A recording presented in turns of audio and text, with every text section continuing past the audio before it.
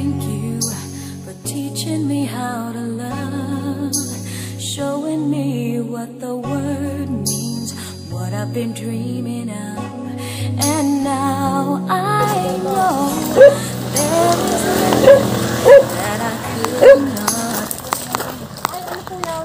Ma'am, magandang hapon po. I-deliver nga po namin yung aircon at saka po yung washing machine na order po.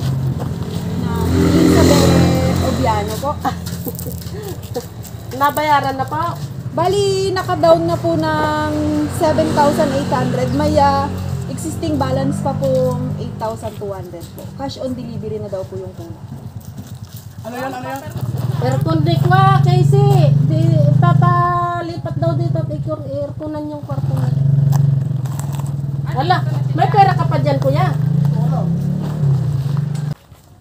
Tapos kinuha ko pa yung 3,000. Sige po. Dito po.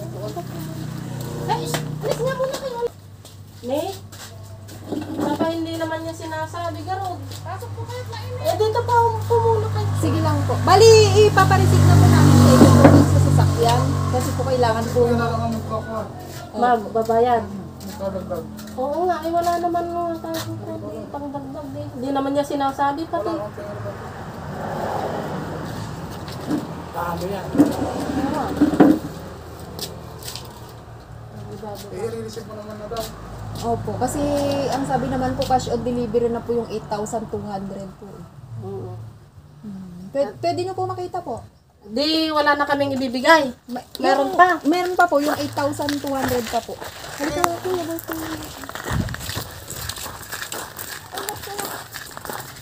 Kayo po, mami. Oo, ay pero nakuha dyan si Romano Piano. Ay, hindi po namin alam. Pero ang nakapangalan lang po kasi sa resibo na pinadala ng bossing namin, Elizabeth. Pa-open nga po dito, tatanggalin ko lang po yung tali dito sa loob. Sa gitna po. Taras.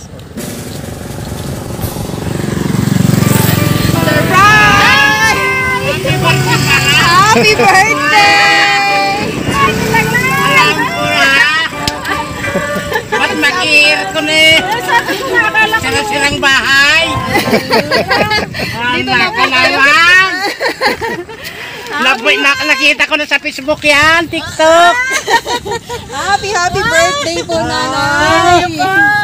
Ayan. Siya lang. Dahil nga po special ang araw na to, may mga tao po na nagpadala sa inyo ng surprise ang regalong yan at mayroon din po silang napaka-special na Australia yan.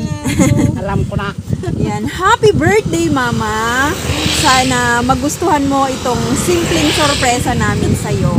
Kahit nasa malayo ako, maramdaman mo yung presensya ko at pagmamahal namin. Maraming salamat sa pagmamahal at mga sakripisyo mo sa amin. Nakita ko sa Facebook to ah. Kung sakaling mabubuhay ako ulit, ikaw pa rin ang pipiliin ko maging mama. Lagi mong tatandaan na mahal ka namin kahit mataba ka. Kaya mula po yan sa inyong mga anak. Nanay Elizabeth, napaka-special nga po ang araw na ito kung kaya sa ganitong paraan gusto ka po nilang mapasaya. Ano po ang mensahe mo para po sa kanila? Salamat anak sa pagmamahal mo sa akin. Walang iyakan! Hindi ko alam na ganito. Salamat at naalala niyo ako na binigyan ng surprise. Hindi ko alam. Ayan, o tatay, halika dito at pa-message naman po ang inyong mahal na asawa. O walang iyakan. Hindi ako umiiyak. Ayan, may message po kayo sa inyong pinakamamahal na asawa. Ang message ko eh, yung hawak niya para sa akin na lang.